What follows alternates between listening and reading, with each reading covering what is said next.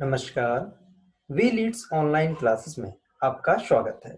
मैं Yash Pawaiya as a science educator आपके साथ आज हम डिस्कस करेंगे साइंस के बहुत ही इम्पोर्टेंट टॉपिक जिसका नाम है मोशन, जो कि आपका नाइन्थ साइंस से जुड़ा होगा, जिसमें हम डिस्कस करेंगे कि हमारी लाइफ में मोशन का क्या इम्पोर्टेंस है, आखिर मोशन किस सेक्टर से जुड़ा होता है और हमारी लाइफ में कहाँ-कहाँ इसका हिस्सा रहता है। ये पार्ट आपका जुड़ा है फिजिक्स के साथ और आपको तो पता है कि फिजिक्स कितना इंटरेस्टिंग सब्जेक्ट होता है। तो हम आज के टॉपिक को हम स्टार्ट करते हैं इसी के साथ। मोशन जो है वो हमारी लाइफ में बहुत ही इम्पोर्टेंट पार्ट प्ले करता है। आपकी लाइफ की हर एक्टिविटी दो चीजों पे डिपेंड करती है।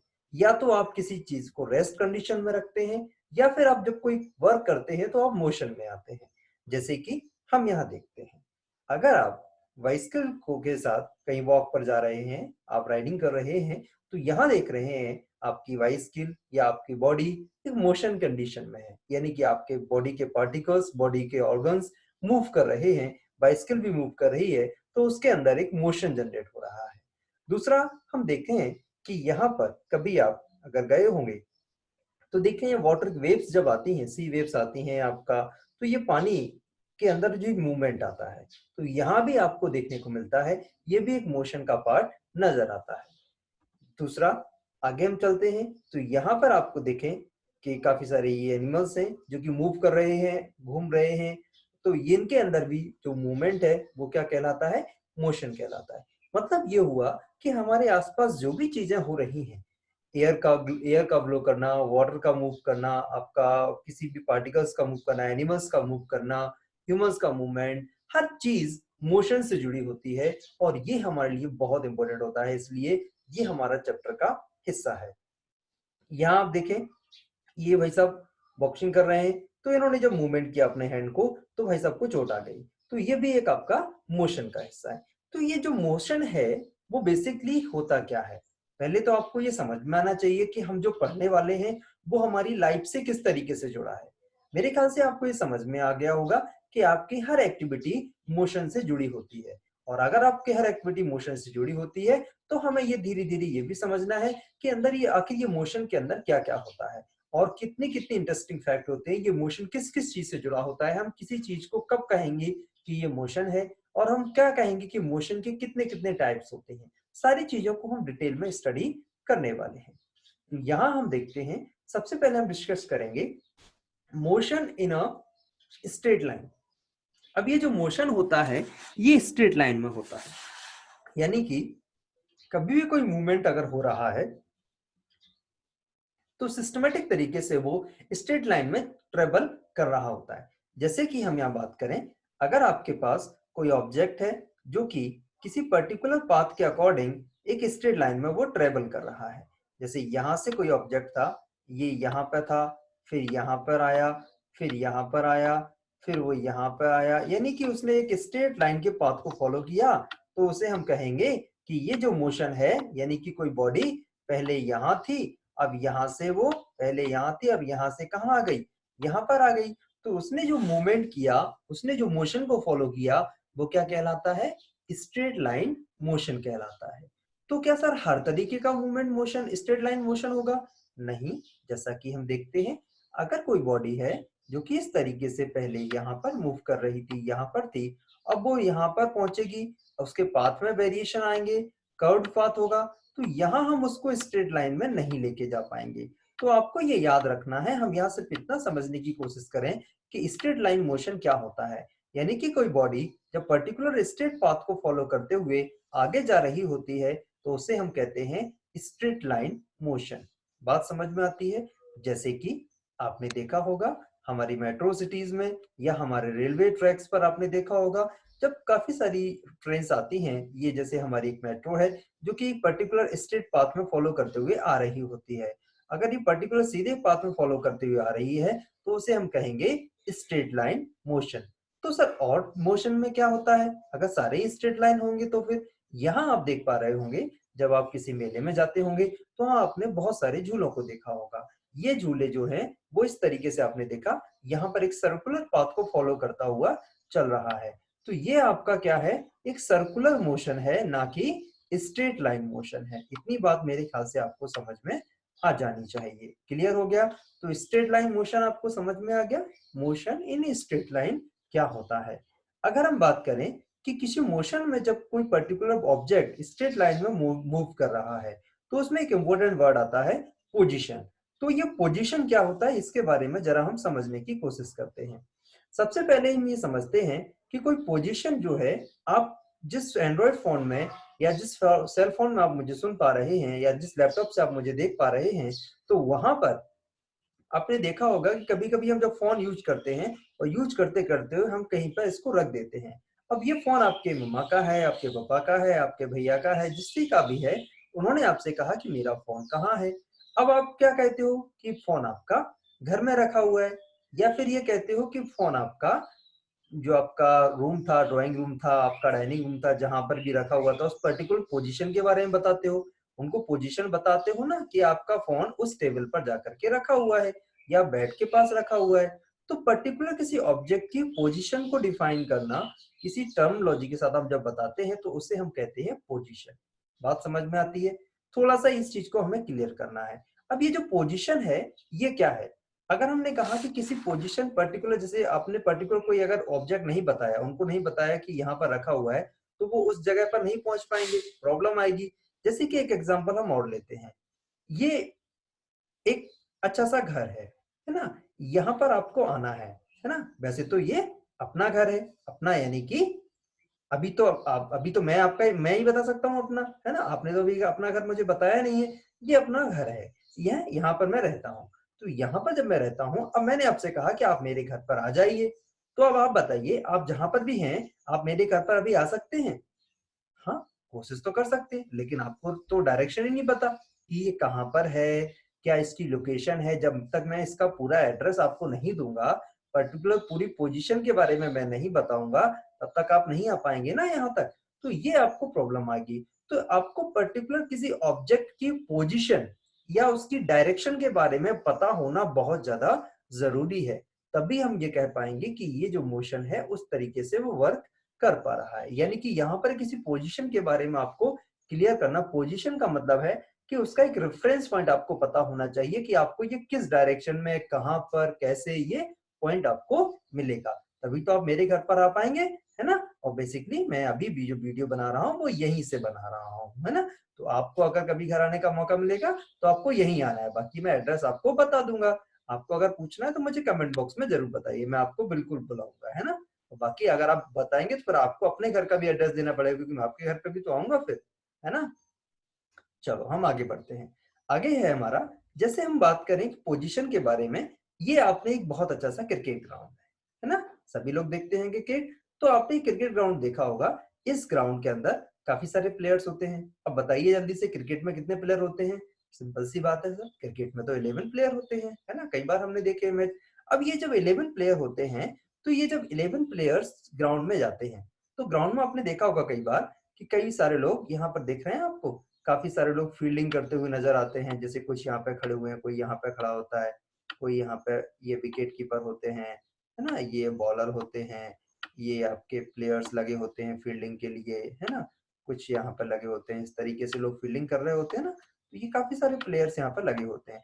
अब इन प्लेयर्स के बारे में ज़रा हम बात करें, तो यहाँ पर कोई कोई प्लेयर यहाँ पर लगा हुआ है, कोई प्लेयर स्लिप पर लगा हुआ है। तो आप किसी पर्टिकुलर प्लेयर के पोजीशन के बारे में कैसे पता कर पाते हैं? हम उसी कंडीशन में पता कर पाते हैं जब आपको एक कोई रेफरेंस पॉइंट पता होता है। अब आपको ये बताना है कि भैया यहाँ पर भैया विराट कोहली जी कहाँ पर लगे होंगे? विराट कोहली जी इस मैदान में कहाँ होंगे? अब मैंने कहा कि भैया विराट कोहली यहाँ पर हैं। तो अब ये पर्टिकुलर जो पॉइंट है, इस पॉइंट को क्या कहेंगे? ये वैसे तो इस ग्राउंड का एक छोटा-सा हिस्सा है, जहाँ पर विराट कोहली जी खड़े हुए हैं। लेकिन अगर मैं कहूँ कि ये विराट कोहली जी इस समय स्लिप पर खड़े हुए हैं। स्लिप पर क्यों कहा हमने? क्योंकि यहाँ पर बैट्समैन खड़ा होता है और बैट्समैन के यहाँ पर जो रास्ता होता है, इसे हम कहते हैं स्लिप। बात समझ में आती है ना? अब आपसे बोला जाए कि भैया और प्लेयर्स कहाँ खड़े हुए हैं? जैसे कोई भी प्लेयर है आपका, ये आपका लेग में है, आपके ऑफ कटर हैं, आपके बाउंड्री पे खड़े हुए हैं, है ना, आपके मिडफील्ड पे खड़े हुए हैं। तो जो भी प्लेयर जिस भी जगह पे खड़ा होता है वो हम किससे बताते हैं, उसकी पिच से बताते हैं। क्योंकि जहां पर बैट्समैन खड़ा होता है और जहां इधर अगर बैट्समैन है, इधर अगर बॉलर है, यहाँ से बॉल डाली जाती है, और यहाँ पर जब बैट्समैन होता है तो उसी के रिस्पेक्ट में तो बताते हैं कि भैया इधर विकेट कीपर होगा, इधर ऑफ होगा, इधर लेग होगा। ये इसी के रिस्पेक्ट में तो बताते हैं। अगर लेग में कोई फील्ड प्लेयर खड़ा हुआ है तो लेग में बताएंगे। अगर कोई प्लेयर इधर से खेल रहा है, इधर बॉलर है, तो उसका ऑफ इधर हो जाएगा, लेग इधर हो जाएगा। यानी कि हमें किसी की भी पोजीशन को पता करने के लिए हमें उसके रेफरेंस पॉइंट का पता होना बहुत ज्यादा जरूरी है। अगर ये हमें पता नहीं है तो हमें समस्या आ जाती है उसकी पोजीशन को एलोबरेट करने के बारे में। क्लियर है कहानी? तो हमें हमेशा किसी भी की पोजीशन के बारे में अगर बताना है तो हमें एक रेफरेंस पॉइंट का पता होना बहुत ज्यादा जरूरी है। उसी कंडीशन में तो हम ये कह सकते हैं कि ये आपकी पोजीशन है। जैसे मैंने आपसे कहा कि आप मेरे घर पर आइए, अब मैं कहूं कि आप जहां पर भी हैं वहां से मेरा घर 50 किलोमीटर दूर है। अब इस समय आप कहाँ पर हैं ये तो मुझे नहीं पता ना। तो मैं ये कह सकता हूँ कि हाँ भैया ये मेरा, अगर आप इस जगह रेलवे स्टेशन पर आ जाते हैं तो वहां से रेलवे स्टेशन से मेरे घर की डिस्टेंस 10 किलोमीटर है। तो ये आपको अगर पता चल जाए तो फिर आप कह सकते हैं कि हाँ मैं उधर तक आने की कोशिश कर सकता हूँ। लेकिन उसमें भी मुझे घर का एड्रेस देना पड़ेगा, मुझे अपनी गली का एड्रेस देना पड़ेगा, तभी तो आप उस जगह तक पहुंच पाएंगे, नहीं तो आप परेशान हो जाएंगे। तो इस तरीके से हमें थोड़ा सा साइंटिफिकली अगर हम चलते हैं तो किसी भी चीज की ऑब्जेक्ट की पोजीशन को एलेबोरेट करने के लिए हमें उसके रेफरेंस, हमें उसके पॉइंटेज के बारे में पता होना बहुत ज्यादा जरूरी होता है। इतनी बात आपको समझ में आ जानी चाहिए। मेरे ख्याल से आपको इतनी सारी चीजें समझ में आ रही होगी। अब हम थोड़ा सा समझते हैं पोजीशन के बारे में। पोजीशन क्या था? It represent the location of an object. ये क्या बताता है? ये लोकेशन बताता है किसी भी ऑब्जेक्ट। रेफरेंस पॉइंट के बारे में देखते हैं। It is the location from where distance is measured. ये क्या है? इट इज द लोकेशन है फ्रॉम वेयर, जहां से हम डिस्टेंस को मेजर्ड करते हैं। जहां से अभी मैंने आपको बताया कि पर्टिकुलर एक पॉइंट ले लिया हमने, जैसे ये हमने क्या ले लिया, रेफरेंस पॉइंट ले लिया। यहाँ से आपको इधर की डिस्टेंस आपको पता है, इधर की आपको डिस्टेंस बतानी है कि ये डिस्टेंस कितनी है। ये जैसे मैंने कहा ये 2 किलोमीटर है। तो ये आपको पर्टिकुलर रेफरेंस से पता होनी चाहिए कि ये कितनी है, तभी तो हम आगे बढ़ा पाएंगे। बात समझ में आती है? तो ये आपने यहाँ पर ये बता दिया। क्लियर है कहानी? तो ये चीजें हमें क्या कहलाती है? एक रेफरेंस पॉइंट का होना ज्यादा जरूरी होता है। डायरेक्शन के बारे में बताएं अगर हम, तो डायरेक्शन क्या होता है कि it show the path of the motion. अब ये डायरेक्शन, अभी मैंने आपको बताया कि डायरेक्शन, जैसे कोई प्लेयर खड़ा हुआ था उसके अगर हम आपका राइट साइड में हमने देखा तो उसका ऑफ था, लेग में लेफ्ट में हमने देखा तो उसका क्या था, आपका लेग था। तो ये जो कंडीशंस थी, जैसे डायरेक्शन के बारे में, जैसे यहां से मैंने कहा कि भैया ये पॉइंट है, इससे आप अगर नॉर्थ डायरेक्शन में 2 किलोमीटर चलेंगे तो आप इस जगह पर पहुंच जाएंगे। तो यही तो आपको बताना पड़ेगा डायरेक्शन। अब वो 2 किलोमीटर इधर भी चल सकता था, इधर भी चल सकता था। तो ये डायरेक्शन को आपको बताना है कि मतलब वो डायरेक्शन किस पाथ को फॉलो करते हुए आगे उसे बढ़ना चाहिए। तो ये बहुत ही इंपॉर्टेंट टर्म थे जो कि आपको समझ में आ जाने चाहिए थे। मेरी बात आपको समझ में आ रही होगी। आगे हम बात करें, अगर अगर आप एक स्ट्रेट लाइन मोशन को फॉलो कर रहे हैं, आपने देखा कि आप एक स्ट्रेट लाइन मोशन को फॉलो कर रहे हैं, ये आपका स्ट्रेट लाइन मोशन है। जहां पर ये ओरिजिन है इसे हम कहते हैं जीरो, ये आपका ओरिजिन है। अगर हम इसके राइट साइड में जाते हैं तो आपको अलग अलग पोजीशन आपको मिलती है। ये 1 2 3, ये आपको अलग अलग पोजीशन यहाँ पे नजर आ रही होती है। ये देखा 1 है, ये 2 है, ये 3 है ना, ये आपका 4 है। अगर हम इसके लेफ्ट साइड में जाते हैं तो यहाँ पर भी आपको मिलेगा, ये आपका -1 है, ये आपका -2 है, ये आपका -3 है। तो इस तरीके से पोजीशन आपको मिल रही है। अब कोई व्यक्ति अगर आपका यहाँ पर खड़ा हुआ है तो उसे हम ये कहेंगे कि ये इस समय कहाँ पर खड़े हैं साहब? ओरिजिन पर खड़े हुए हैं। अगर कोई बंदा यहाँ पर खड़ा हुआ है तो उसकी पोजीशन अगर हमें बतानी है कि ये कहाँ पर है, पहले तो ये स्ट्रेट लाइन में है, अब इसकी पोजीशन को हमें एलोबरेट करना है, तो पोजीशन हम ये क्या बताएंगे, हम ये कहेंगे कि ये 2 पोजीशन पर खड़ा हुआ है। अगर मैंने 2 कहा तो अल्टीमेटली इसका कहना ये हो गया कि 2 के सामने अगर मैंने कुछ नहीं लगाया तो यहाँ पर प्लस ऑटोमेटिकली कंसीडर किया जाता है। अगर प्लस साइन कंसीडर किया गया तो इसका मतलब ये हो गया कि जो ओरिजिन था उस ओरिजिन से इस ऑब्जेक्ट की जो पोजीशन है वो राइट साइड में है। कहां पर है इसकी पोजीशन, राइट साइड में। अगर हमने ये कहा कि कोई ऑब्जेक्ट है जो कि यहां पर है, ये पोजीशन है आपकी -3, क्या है आपकी -3, तो ये जो माइनस साइन है ये इंडिकेट कर रहा है कि ये जो बंदा है, ये जो भाई साहब हैं, वो ओरिजिन से लेफ्ट साइड में खड़े हुए हैं। कहां खड़े हुए हैं ये, लेफ्ट साइड में। तो आपको ये समझ में आ जाना चाहिए कि हमने जब किसी पर्टिकुलर ऑब्जेक्ट की पोजीशन को कंसीडर किया और उसकी पोजीशन के बारे में हमने एलोबरेट किया, तो ये क्लियर हो गया कि वो राइट साइड में है या वो लेफ्ट साइड में है। यानी कि प्लस साइन आपको क्या दिखाता है, राइट डायरेक्शन बताता है, लेफ्ट साइन माइनस साइन आपको क्या बताता है, लेफ्ट डायरेक्शन बताता है। तो ये जो पोजीशन है इनके बेहाफ पर हम ये बता पाते हैं कि ये जो ऑब्जेक्ट है वो किस जगह पर अवेलेबल है। इस तरीके से जो मोशन हो रहे होते हैं उन्हें हम क्या कहते हैं, स्ट्रेट लाइन मोशन कहते हैं। और इस तरीके से जो मूवमेंट यहाँ हम देखेंगे तो पोजीशन के बारे में आप अगर बताएंगे तो ये आपको बताना पड़ता है। जैसे कोई ऑब्जेक्ट है वो यहाँ पर पहुंच गया, अगर तो यहाँ पर जब ये पहुंच गए तो ये पोजीशन जो है वो क्या है, 5। आपने क्या बोला, ये सर पोजीशन ये 5 सेंटीमीटर या 5 मीटर, हमने इसको सेंटीमीटर कंसीडर किया, तो यह कहा कि ये 5 सेंटीमीटर की डिस्टेंस पे है। तो अब 5 सेंटीमीटर किधर है, अब हमने ये पता चल गया कि हमने क्या बोला, 5 बोला, तो 5 बोला यानी कि आगे कुछ भी नहीं लगाया, तो हमने इसको ऑटोमेटिकली प्लस कंसीडर कर लिया। और जैसे ही हमने प्लस कंसीडर किया तो हमें ये पता चल गया कि प्लस के साथ ही ये किस डायरेक्शन में है, आपका राइट डायरेक्शन में है। कहां पर है ये, ओरिजिन से राइट डायरेक्शन में है, जिसको हमने क्या कहा है, प्लस कहा है। तो आपने इसकी पोजीशन बता दी कि भैया अगर ओरिजिन ये है तो ये भाई साहब हमें कहाँ मिलेंगे, राइट डायरेक्शन में आपको ये मिल जाएंगे। इतनी बात मेरे ख्याल से आपको समझ में आ जानी चाहिए। क्लियर है कहानी, है ना। चलो हम आगे बढ़ते हैं। आगे हम बात करते हैं, अगला है हमारा topic vector and scalar quantities के बारे में। वेक्टर एंड स्केलर क्वांटिटीज दो टाइप की क्वांटिटी होती हैं। जब भी हम किसी ऑब्जेक्ट को, किसी चीज को मेजर कर रहे होते हैं तो उसमें एक तो होता है डायरेक्शन और एक होता है उसकी क्वांटिटी। तो सबसे पहली चीज है डायरेक्शन और दूसरी चीज है क्वांटिटी। अगर ये दोनों चीजें कहीं भी जुड़ी होती हैं तो उसे हम कहते हैं वेक्टर क्वांटिटी। और अगर डायरेक्शन हो या क्वांटिटी में से कोई भी एक चीज अगर नहीं हो तो उसे हम कहते हैं स्केलर क्वांटिटी। अब ये डायरेक्शन क्वांटिटी क्या है, ये जरा हम थोड़ा सा समझते हैं। सबसे पहले हम ये देखते हैं, जैसे हमने अभी बात की थी पोजीशन के बारे में, तो पोजीशन में हमने ये देखा था कि हम क्या कर रहे थे। अभी हमने, अगर हम लेफ्ट साइड में जा रहे थे तो हम उसको क्या ले रहे थे, माइनस साइन दे रहे थे, और राइट साइड में जा रहे थे तो प्लस साइन दे रहे थे। तो ये पर्टिकुलर डायरेक्शन पे डिपेंड कर रहा था। यानी कि आपने अगर राइट साइड शिफ्ट किया तो वहां पर आपने डायरेक्शन क्या दी, उसकी क्वांटिटी क्या दी, आपने प्लस में दे दी। और लेफ्ट साइड शिफ्ट किया तो आपने क्या दे दी, माइनस में दे दी। तो वो जो पोजीशन है उसमें डायरेक्शन का बहुत बड़ा रोल है। यानी कि पहले तो आपने क्वांटिटी लिख ली, कि आपने क्वांटिटी कहा कि भैया ये चलो 4 है।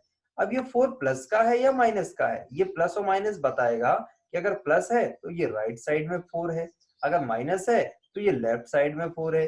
तो ये पोजीशन को बताने के लिए डायरेक्शन का होना बहुत ज्यादा जरूरी है। क्वांटिटी तो है ही अपने आप में, और डायरेक्शन का भी इंपॉर्टेंट रोल होता है। इतनी बात समझ में आ गई। तो इसीलिए ये जो पोजीशन है ये क्या है, वेक्टर क्वांटिटी है। कौन सी क्वांटिटी है ये, पोजीशन वेक्टर क्वांटिटी है। अब हम बात करते हैं फोर्स के बारे में। अब ये जो फोर्स है, जैसे ये आपको दिख रहे हैं, ये हमारे माननीय ओबामा जी हैं जो कि यूएस के प्रेसिडेंट रह चुके हैं। ये फ्लाइट से नीचे आ रहे हैं, और जब ये फ्लाइट से नीचे आ रहे हैं तो यहाँ आप देख रहे हैं कि ये आगे की तरफ ये फोर्स लगा रहे हैं। ये फोर्स कहाँ लगा रहे हैं, आगे की तरफ। और जब ये फोर्स आगे की तरफ लगा रहे हैं तभी तो ये नीचे की तरफ आ पा रहे हैं। अगर ये फोर्स पीछे की तरफ लगाएं तो ये आगे इधर आएंगे या पीछे जाएंगे, अभी जो फोर्स लग रहा है वो कहाँ लग रहा है, फॉरवर्ड डायरेक्शन में, तो ये इनके इनके लेग्स आगे की तरफ आ रहे हैं। अगर यही फोर्स पीछे की तरफ जाएगा तो लेग्स कहाँ जाएंगे, पीछे की तरफ जाएंगे। तो ये फोर्स डिपेंड करता है कि आपने किस डायरेक्शन में लगाया है। वैसे तो फोर्स तो लग ही रहा है, देखो यहाँ भी आपको फोर्स लगाना है और यहाँ भी आपको फोर्स लगाना है। तो यहाँ पर जो फोर्स लगाना है वो भी एक आपका क्वांटिटी है और यहाँ भी एक क्वांटिटी है, लेकिन डायरेक्शन अगर आपका फॉरवर्ड है तो आपकी पोजीशन में चेंज अलग होगा, और अगर बैकवर्ड है तो पोजीशन में चेंज अलग होगा। अगर आप आगे की तरफ लगा रहे हैं तो नीचे आ जाएंगे, और आप पीछे की तरफ लगा रहे हैं तो आप वहीं पर रहेंगे, है ना, और अंदर चले जा सकते हैं। तो जो फोर्स है इसको मेजर करने के लिए हमें डायरेक्शन की भी जरूरत पड़ी और हमें उसकी क्वांटिटी की भी जरूरत पड़ी। जैसे ये है, ये यहाँ पर देख रहे हैं, ये बॉक्स है, इसको पुश किया जा रहा है। जब इसको पुश किया जा रहा है यानी कि फोर्स तो लगाया ही जा रहा है, लेकिन फोर्स की डायरेक्शन भी है, फोर्स की डायरेक्शन भी है। ये डायरेक्शन है, इसके कारण ही तो वो पुश कर रहा है। तो इसमें जो मूवमेंट होगा वो कहाँ होगा, इधर की तरफ होगा। तो यहाँ पर हम देखेंगे कि ये जब मूवमेंट इधर की तरफ होगा तो ये क्या करेगा, पुश कर रहा है। दूसरा अगर हम देखते हैं, यहाँ पर हम बात करें, ये आपके डोर है।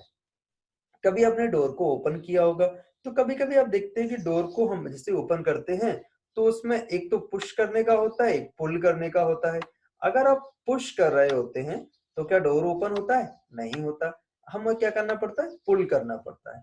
तो अगर हम इसको पुल करेंगे तो डोर ओपन हो जाएगा, और पुश करेंगे तो डोर ओपन नहीं होता है ना। कई बार तो दोनों ऑप्शन होते हैं, लेकिन हम जनरल केस में बात करें, हमें दरवाजे को पुश करना, पुल करना होता है।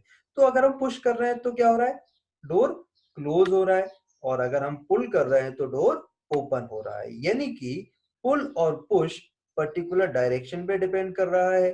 फोर्स तो हम लगा ही रहे हैं, तो इसलिए हम ये कहते हैं कि ये जो फोर्स है ये वेक्टर क्वांटिटी है। कौन सी क्वांटिटी है ये, वेक्टर क्वांटिटी है। आगे हम चर्चा करते हैं टेम्परेचर के बारे में। जैसे यहाँ देखें, ये घूमने के लिए जाते हैं और यहाँ पर देखें थोड़ा सा, यहाँ पर वेदर हॉट है, ये पानी पी रहे हैं अंकल जी, है ना। तो यहाँ आप देखेंगे कि जब पानी पी रहे हैं तो यानी कि वेदर हॉट है। अब यहाँ पर जो टेम्परेचर है, अब यहाँ पर हम क्या कहें कि अगर हम नीचे की तरफ आ रहे हैं तो टेम्परेचर ज्यादा है, या हम इनके पास ही टेम्परेचर ज्यादा होगा, क्या इस बेबी के पास टेम्परेचर ज्यादा नहीं होगा, है ना, इनको टेम्परेचर नहीं लग रहा होगा। तो ये डिपेंड करेगा कि यहाँ पर टेम्परेचर कितना है। अब बताइए जरा, मैं आपसे पूछता हूँ, यहाँ पर सभी के लिए टेम्परेचर इक्वल होगा क्या, इसके लिए क्लॉथ से इनके लिए टेम्परेचर अलग होगा क्या, नहीं होगा ना, सभी का टेम्परेचर इक्वल होगा। आप किसी भी डायरेक्शन में मेजर करेंगे तो टेम्परेचर इक्वल फील कर रहा होगा। इतनी बात क्लियर है। तो यानी कि टेम्परेचर एक पर्टिकुलर क्वांटिटी तो है, लेकिन इसमें डायरेक्शन का कोई रोल नहीं है। इतनी बात क्लियर है। तो यानी कि ये जो टेम्परेचर है ये स्केलर क्वांटिटी है। कौन सी क्वांटिटी है ये, स्केलर क्वांटिटी। अगर हम मास के बारे में बात करें तो ये जो मास है, यहाँ देखें हमने एक राइस लिया, ये आपने एक स्पून के अंदर राइस को फिलअप किया हुआ है। अब इस राइस का कोई पर्टिकुलर वेट है। अब ये जो वेट है वो कहाँ पर होगा, अभी जितना इसका वेट है, चाहे आप इसको किसी भी जगह मेजर करें, यहाँ मेजर करें या यहाँ मेजर करें, इसका वेट तो फिक्स है। डायरेक्शन पे चेंज करेगा क्या इसका वेट, नहीं करेगा। आप इसको ऐसा कर दें या ऐसा कर दें तो मूवमेंट करने पे चेंज तो नहीं होगा ना वेट का। तो ये जो चेंज नहीं हो रहा है, यानी कि ये कौन सी क्वांटिटी है, स्केलर क्वांटिटी है। तो इस पे कौन सी क्वांटिटी रहेगी आपकी, स्केलर क्वांटिटी। मेरे ख्याल से आपको इतनी बातें समझ में आ गई होंगी, क्लियर है। तो अब हम आगे बढ़ते हैं, यानी कि वेक्टर और स्केलर आपको क्लियर हो गया। चलो आज के लिए हमारा इतना काफी है। इसके आगे के लिए हम अगले लेक्चर में जुड़ेंगे, है ना। तो मेरे ख्याल से आपको अगर सेशन अच्छा लगा है तो आप सेशन को लाइक करेंगे, शेयर करेंगे, और आपने अगर अभी तक वीडियोस को सब्सक्राइब नहीं किया है तो प्लीज कर लीजिए, है ना, क्योंकि इसमें आपको मिलने वाले हैं PDF notes, e books, recorded videos, all NCERT books, online classes, सारी की सारी चीजें आपको एक ही चैनल पर आपको मिल जाएंगी, है ना। तो आज के लिए इतना। Thanks, bye bye, good luck.